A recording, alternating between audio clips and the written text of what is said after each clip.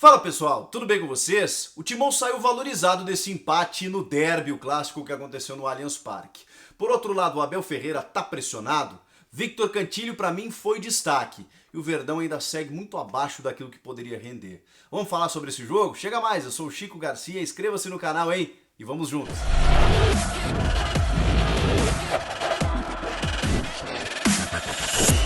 Já eu vou falar sobre tudo o que aconteceu nesse jogo, mas antes eu queria dizer que esse vídeo é um oferecimento de OneFootball, o aplicativo que eu uso para me manter informado sobre tudo que tá rolando no mundo da bola. E começou o Brasileirão, cada vez mais quente. Siga o seu time do coração lá no OneFootball, você recebe as notificações em tempo real de tudo que tá acontecendo. O link tá aqui na descrição, você baixa gratuitamente, não custa nada e serve para qualquer celular.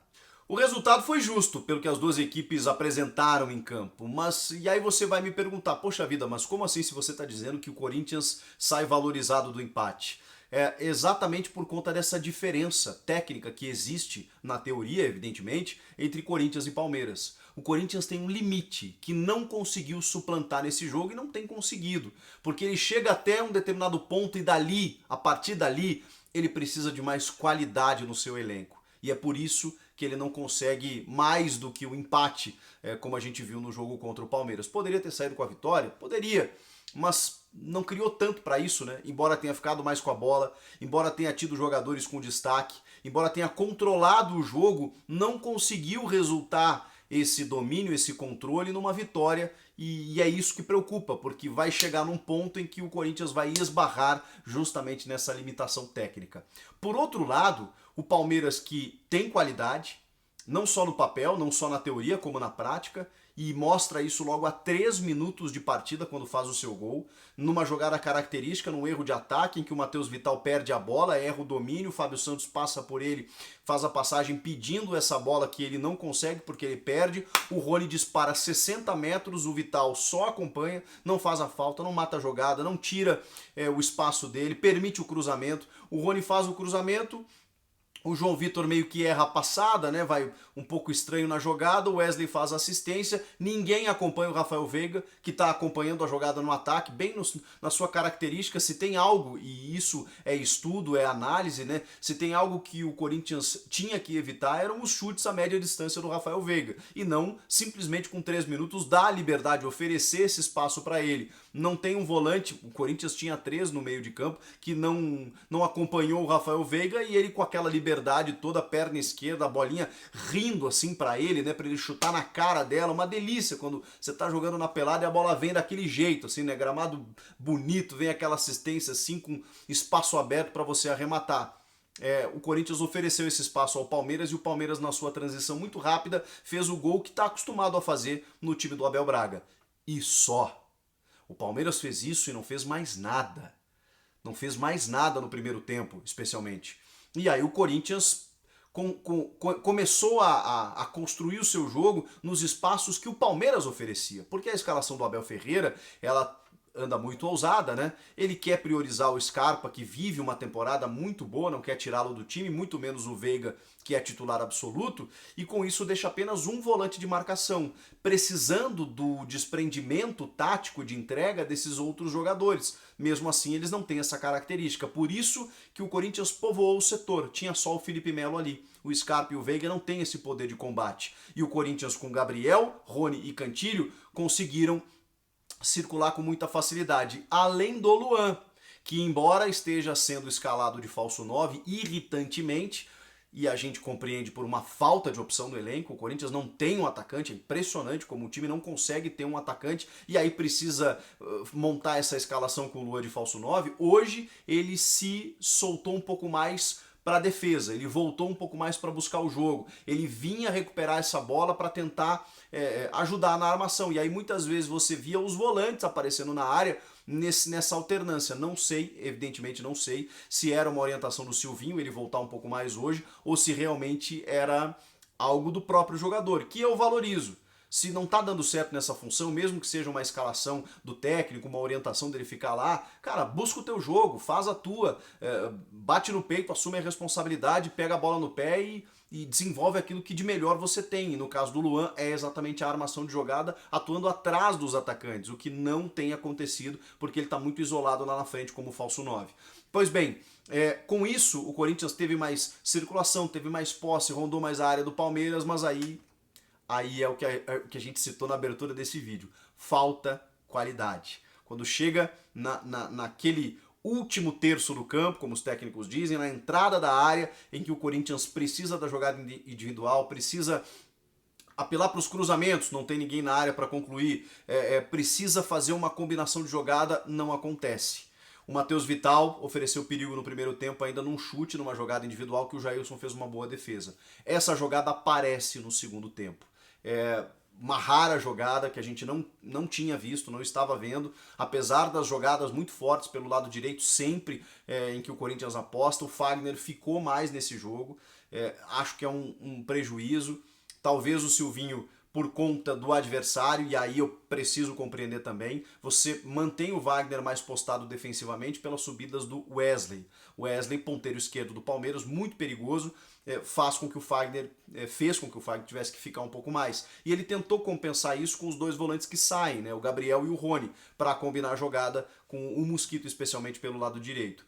É uma jogada muito agressiva, clássica e assertiva do Corinthians, né, ultimamente com o Mosquito. Ela tem funcionado muito bem, funcionou de novo pelo passe maravilhoso do Cantillo, encontrando o Mosquito que vai à linha de fundo, centraliza, e o Gabrielzinho aparecendo dentro da área para concluir. Chegou um determinado momento do jogo que eu pensei o seguinte, cara, não é o Gabriel que tem que estar lá no meio, não é o Gabriel que tem que estar lá pisando na área para tentar alguma coisa. Ele já foi meia na base, jogou um pouco assim mais solto com o Wagner Mancini e agora vem conquistando o seu espaço. Acho que ele jogou muito bem, tanto na sua como de marcação e destruição, mas também de construção ofensiva. Ele não tem tanta qualidade, mas ele compensa na entrega, compensa na ocupação de espaços e compensou fazendo gol.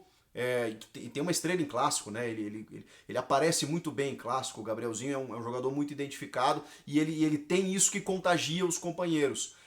Ele não é esse jogador.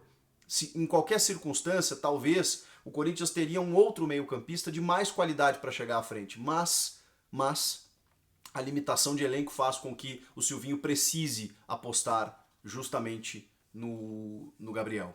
Então por isso o Gabriel chegou, o Gabriel pisou na área e o Gabriel fez o gol. O Rony não tem a mesma qualidade talvez, mas não tem tanta opção assim para o Silvinho escolher ali para ser o jogador, um meia-direita, né, que se solta um pouco mais, exatamente pela característica que ele tem. Então funcionou, saiu a primeira jogada, o primeiro gol de bola rolando desse time do Silvinho depois de 5 jogos, o outro tinha sido só o pênalti cobrado pelo Fábio Santos, numa jogada individual do Mosquito.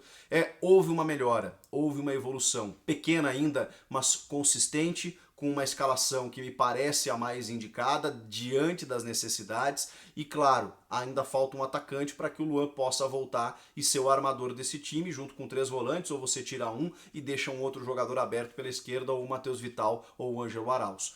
Agora, por que a gente diz que chega num limite e, pelo contrário, o Palmeiras apresenta um futebol abaixo do esperado? Porque quando o Abel Ferreira olhou para o banco de reservas, ele colocou o William Bigode, ele colocou o Breno Lopes, ele colocou mais força ofensiva e inclusive encontrou um gol, que o Rony estava impedido na origem da jogada. Mas foi no momento em que o Palmeiras mais agredia o Corinthians. Foi aquele momento que o Palmeiras pensou assim, eu vou ganhar o jogo, eu tenho mais qualidade técnica, eu estou jogando em casa e eu posso conseguir a vitória. E por pouco o Palmeiras não conseguiu. O Cássio também fez algumas belíssimas defesas, teve um lance lá que estava impedido também, ele fez 2 em sequência muito boas e teve esse lance do Rony que realmente teve o impedimento marcado, mas o Palmeiras estava chegando. E a sensação que a gente fica é assim, poxa, o Palmeiras poderia ter apertado um pouco mais. Se tivesse um pouquinho mais de ímpeto, se tivesse um pouco mais de repertório, se tivesse um pouco mais de entendimento do jogo, poderia ter conquistado a vitória. Porque a diferença técnica do Palmeiras para o Corinthians, ela existe, ela é grande, que não se verificou na prática, justamente por esse empenho corintiano, por esse ajuste corintiano, por essa melhora, por entender o jogo e por ter conseguido o seu empate. Por isso que o resultado foi justo. O Corinthians pouco mais do que isso conseguiria fazer e o Palmeiras não teve a capacidade para fazer mais, embora pudesse, embora tivesse peças para isso. Por outro lado, também o Silvinho olhava para o banco de reservas e era Ramiro, Arauz e Léo Natel, o que ele tinha de jogadores para mudar a partida. Vocês conseguem perceber a diferença? Ela é muito grande.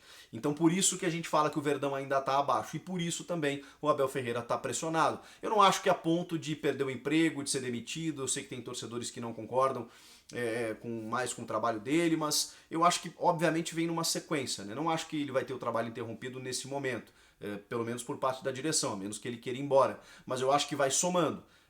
Eu acho interessante o Palmeiras estar disputando títulos, não vai ganhar todos, e se você permanecer disputando todos os títulos, em algum momento você vai conseguir vencê-los. Eu penso dessa forma.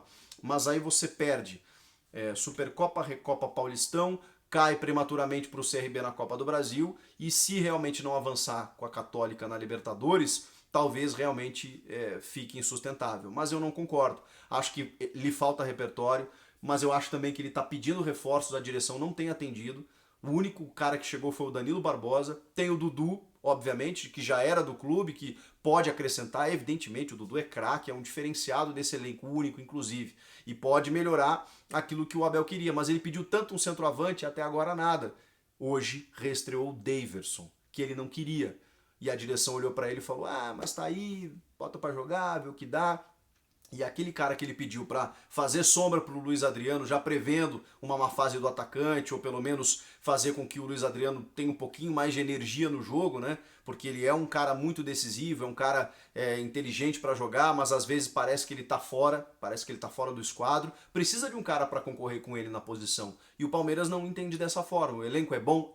Mas existem peças pontuais para você poder melhorar o teu elenco e disputar os títulos que o Palmeiras vai disputar com as grandes equipes, com o Atlético Mineiro, com o São Paulo, com o Flamengo especialmente. Falta alguma coisa, o Abel está pedindo e não está sendo atendido. Então esse desgaste vai rolando, que eu não sei se uma eliminação precoce daqui a pouco na Libertadores não possa interromper o trabalho. Por enquanto eu acho que é muito cedo, prematuro, mas as críticas são, enfim, naturais, na medida em que o time não vem jogando bem. Por outro lado, o Corinthians respira. A eliminação para o Atlético Goianiense, especialmente depois do primeiro jogo, era previsível. Depois da vitória sobre o América fora de casa, deu uma melhorada e o jogo de hoje era muito importante. O Corinthians precisava não perder e o desempenho também, mostrar uma pequena evolução, o que acabou mostrando. Então acho que tem muito para crescer ainda esse time do Silvinho, não muito mais pela limitação de elenco, mas é um time que tem mostrado uma melhora, uma pequena melhora por enquanto. Vocês concordam com essa análise? Divergem? Não tem problema, é só comentar aqui embaixo. Inscreva-se no canal e eu volto na próxima. Tchau!